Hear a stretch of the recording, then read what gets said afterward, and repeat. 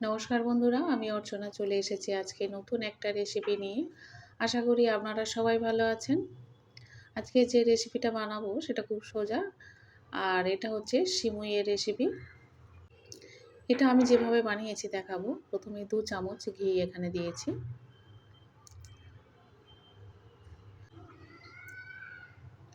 দু চামচ ঘি দেওয়ার পরে ঘিটা গলে গেলে তার মধ্যে দিয়ে দিচ্ছি কিছুটা ড্রাই ফ্রুটস।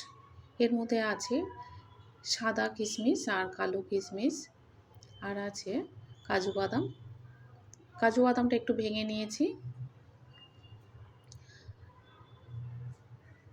ঘিয়ের মধ্যে হালকা একটু ভেজে নিয়েছি।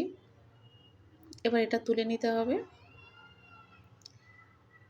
এবার ওই ঘিয়ের মধ্যে দিয়ে দেব 2টো তেজপাতা আর 3টে এলাচ। এলাচের মুখটা একটু ফাটিয়ে দিয়েছি। আর এর মধ্যে দিয়ে দিলাম 300 গ্রামের মতো সিমুই। এটা মোটা দানা সিমুই, এটা ভাজা নয়।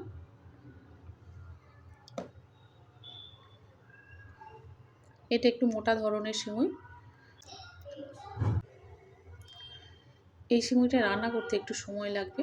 খুব বেশি ঝুরো ঝুরো হবে না, ঝরঝরে হবে না, একটু লেগে লেগে থাকবে, তবে এটা খেতে বেশ ভালো লাগে। এটা ভালো করে নাড়াচাড়া করে একটু লাল লাল করে ভেজে নিচ্ছি। অনেকক্ষণ নাড়াচাড়ার পরে এর কালার চলে এসেছে।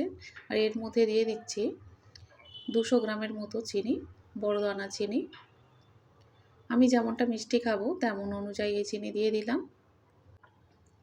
একটু নাড়াচাড়া করে নেবার পরে এটা আবার ঢেকে দিচ্ছি। দেখুন খুব সুন্দর কালার চলে এসেছে। কিছুক্ষণ নাড়ার পরে এখানে যে ড্রাই ফ্রুটসগুলো আমি ভেজে রেখেছিলাম সেটা আবার দিয়ে দিলাম। ঠান্ডা লাগায় গলাটা এত ধরেছে, কথা বলতে অসুবিধা হচ্ছে।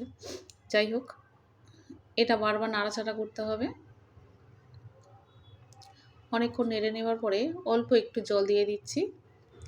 একসঙ্গে বেশি জল দেওয়া যাবে না, অল্প অল্প করে জল দিতে হবে। আর চাপা দিয়ে এটাকে রান্না করতে হবে। বারবার না নাড়লে এটা তলায় লেগে যাবে। আর স্বাদের জন্য সামান্য একটু নুন দিয়ে দিচ্ছি। নুনটা দিলে খুব সুন্দর হয়, খেতে ভালো লাগে, খাবারের স্বাদটা খুব সুন্দর হয়। আবারও একটু জল দিয়ে দিলাম, দিয়ে আবারও ঢেকে দিচ্ছি।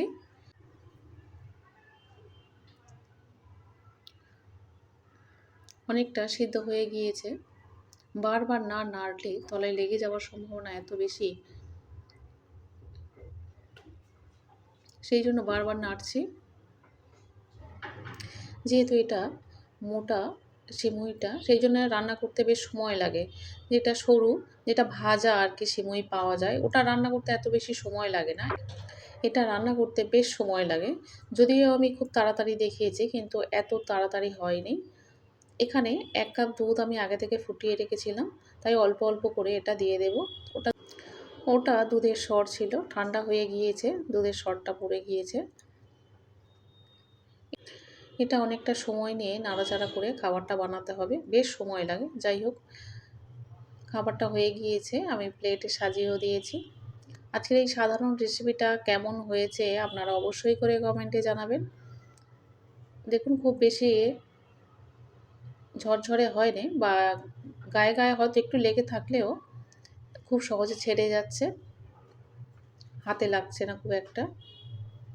যেহেতু এটা মোটা ধরনের সিমুই, তো এটা এইরকমই ছাড়া হবে না, এর থেকে বেশি ঝরঝরে এটা হয় না। যাই হোক, আমি অনেকটা ঝরঝরে বানানোর চেষ্টা করেছি। অবশ্যই করে আপনারা কমেন্টে জানাবেন রেসিপিটা কেমন হয়েছে। খেতে ভীষণ সুন্দর হয়েছিল। এখানে কিছু ড্রাই ফ্রুটস এক্সট্রা দিয়েছি একটু সাজিয়ে দেখানোর জন্য।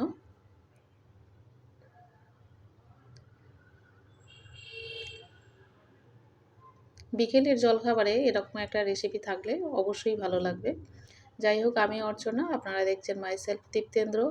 অবশ্যই করে লাইক, শেয়ার এবং সাবস্ক্রাইব করবেন। দেখা হবে আবার পরে ভিডিওতে।